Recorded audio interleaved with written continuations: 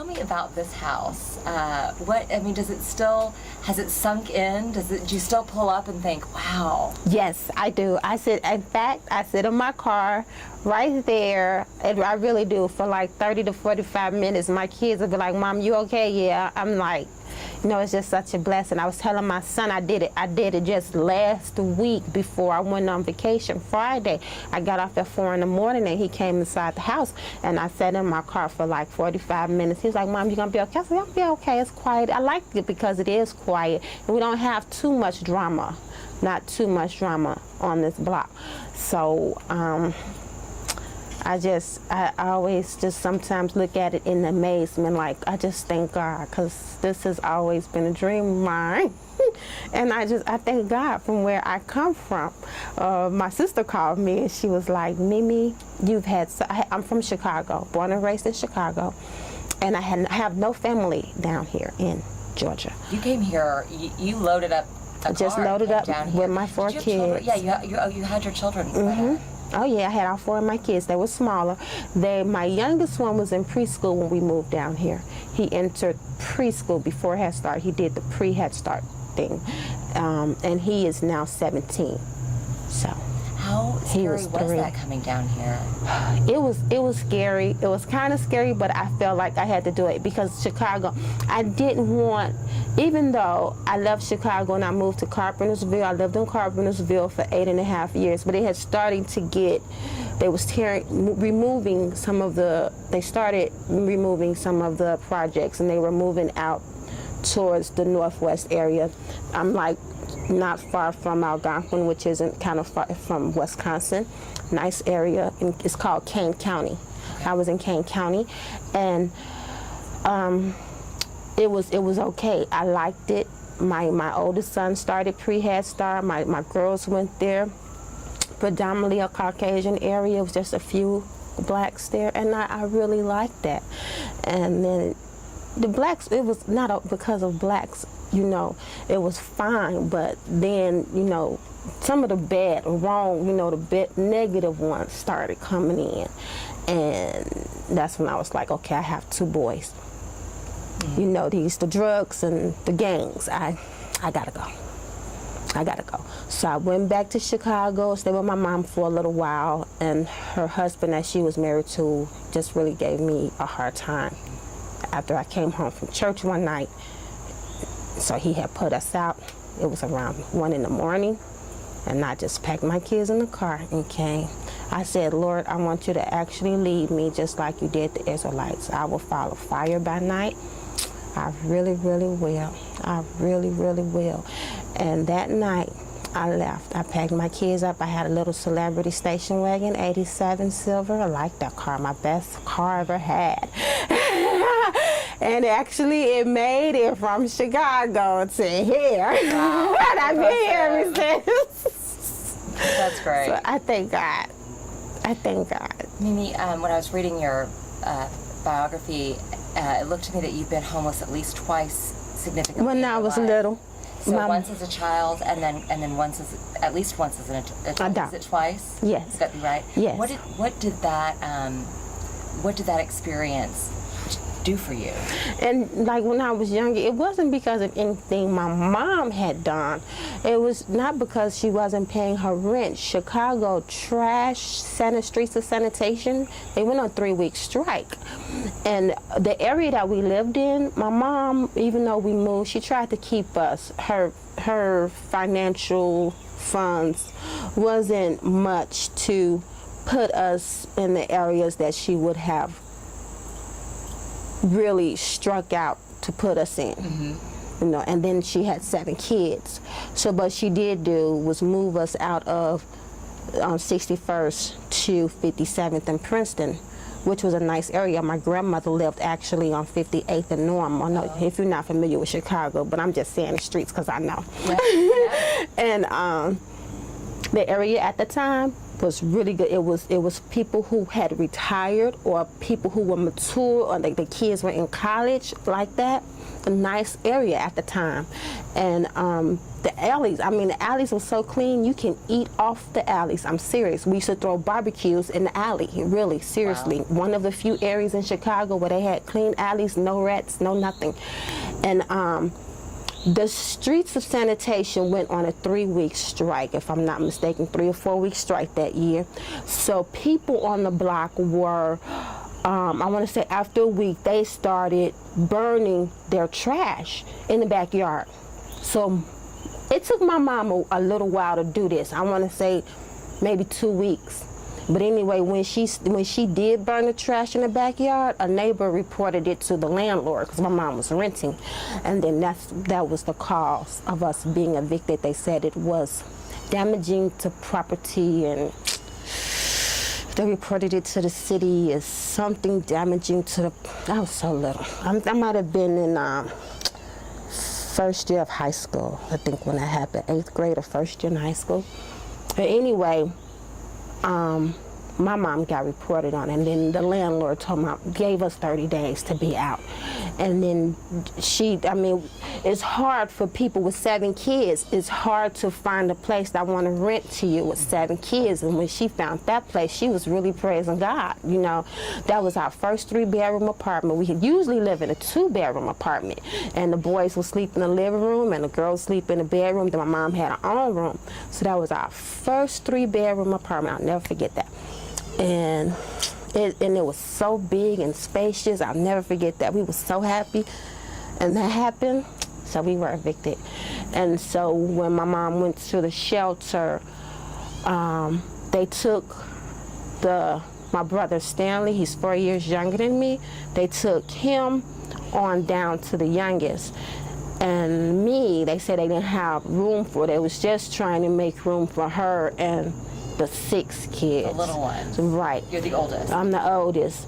And I want to say I was like 13 or 14. If I'm not mistaken, I was in my 9th grade of high school at this time. And so where did you go? I went with, I first said to myself, I can do this on my own with no help. I think I can do this on my own. At 13 or 14? Yeah, that's what I thought. And I couldn't. So I ended up going to my mom's friend's house.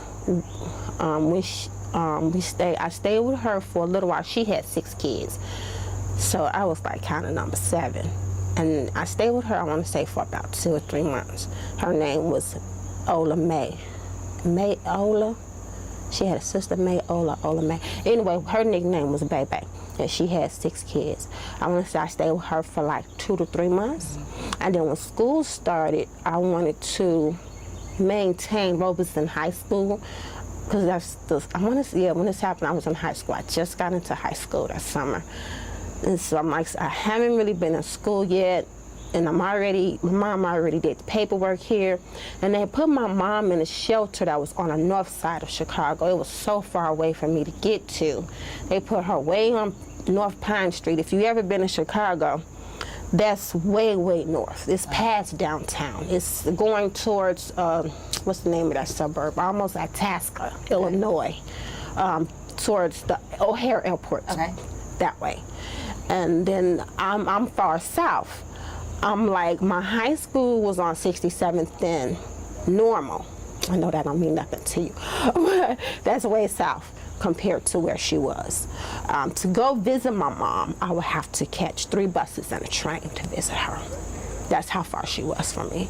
And then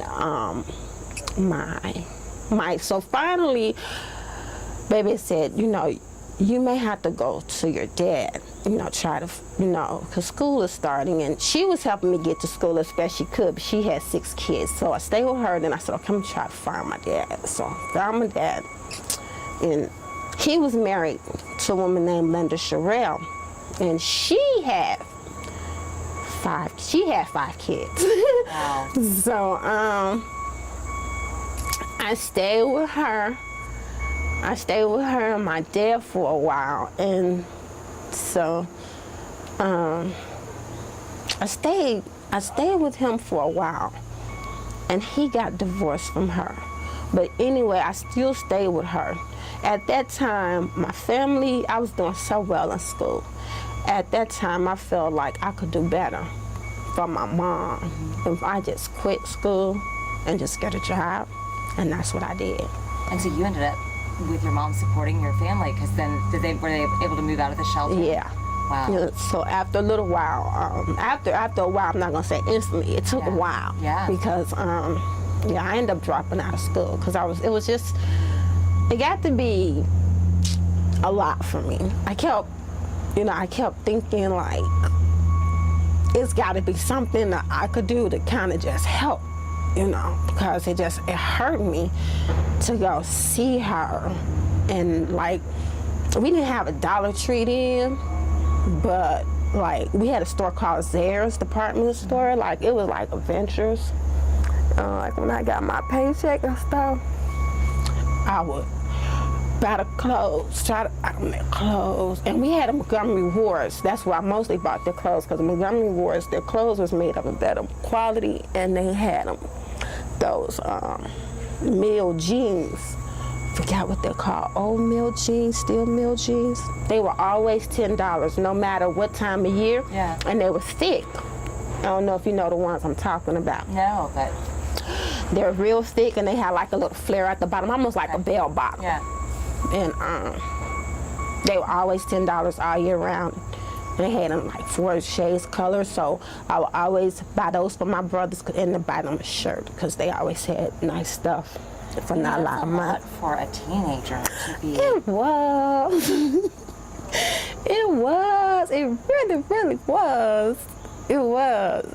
My sister Mary Bell, she'll call me sometimes, and she'll say, Mimi, and my brother Stanley Jr. too, he'll call me and he'll say, thank you so much, because you were like a mom to us, my mom. And my mom didn't have a drug addict problem or alcoholic problem or anything, and she, not anything like that. She's such a church-going lady. I just think, we just had hard times, And I just wanted to, so I think our kind of plan was, I'll do for the boys and then she'll do for the girls. That had to be like our plan, now that I think about it. But anyway, it was like a mental plan. I could definitely buy their stuff, and I can sew up stuff. He was calling me and telling me, he said, I remember when you sewed us some pants, girl. We went to school. It was funny. Mimi, you were talking about how, as a child, you shared rooms before you were your mom had to go to the shelter. So this house has a room for all of your children. Yes. And a room for yourself. Yes. How important was that to you? That was really, really important, because my oldest son, he had not had his own room in the state of Georgia. Last time he had his own room was when we was in Carpentersville. So I was really excited for him, because he was always on the couch or on the floor. And so I told him, I said, I didn't tell him. As a surprise, I was like going through like some of the people that was helping on the build. I'm like, this is gonna be my oldest son's room right here. I don't care what nobody else says. I don't care if the girls want to fight over it or the youngest son want to fight over it. This is gonna be the oldest boy room, because he went so long without a room. So I gave him that room. Really special. What was it like working on this house? What was the experience in working? You put in a lot of work, and you saw the volunteers put in a lot of work. What was that like? It was lovely. It was beautiful. It was wonderful. I enjoyed it. I met so many people. I met so many people. I even told them on the last day, I said, look, I want every one of you out to give me a hug before you go across the street. And did you? Yes, whoever came by to give me a hug, I gave them a hug. Why was that important to you? Just to let them know they took time out of every Saturday, which they didn't have to help me. Me.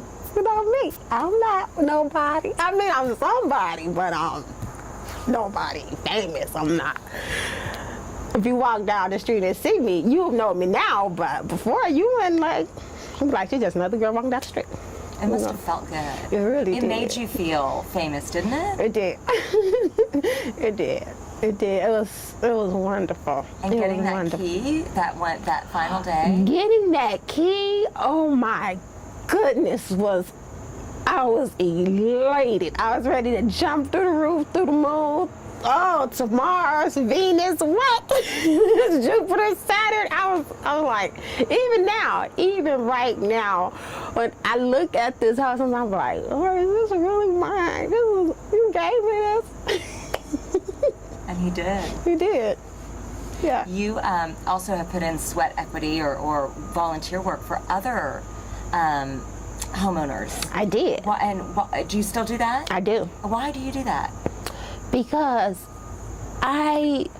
this right here building, I love it. I mean, I wish they had something like this in Chicago.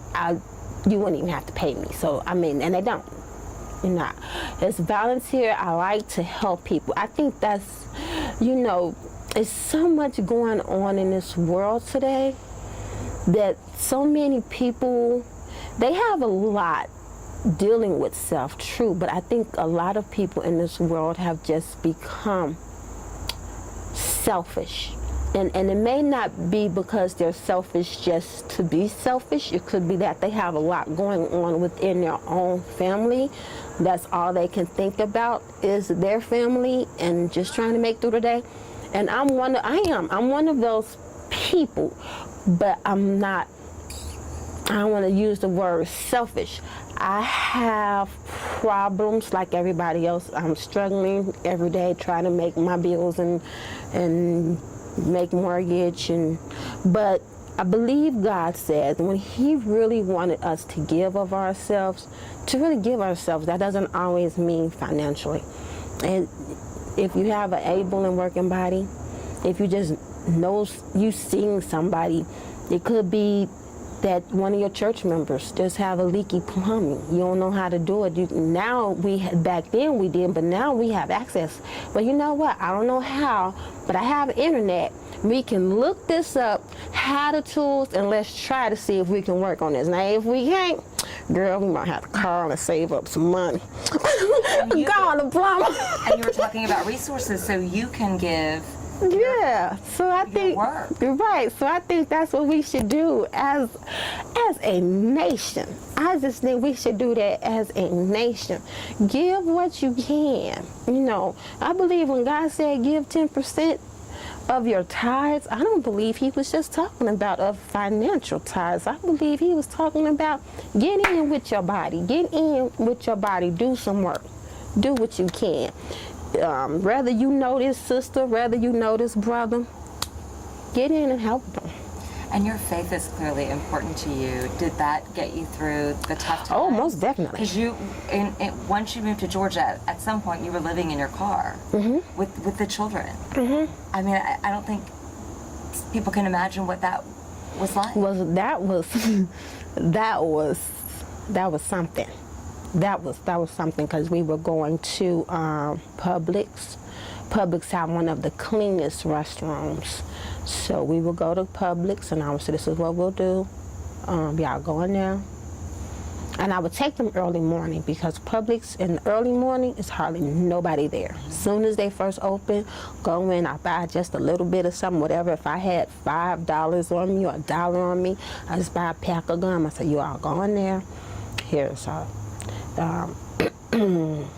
use a towel, or if I didn't have towels, use paper towels, put soap on it, and just clean your underarms private.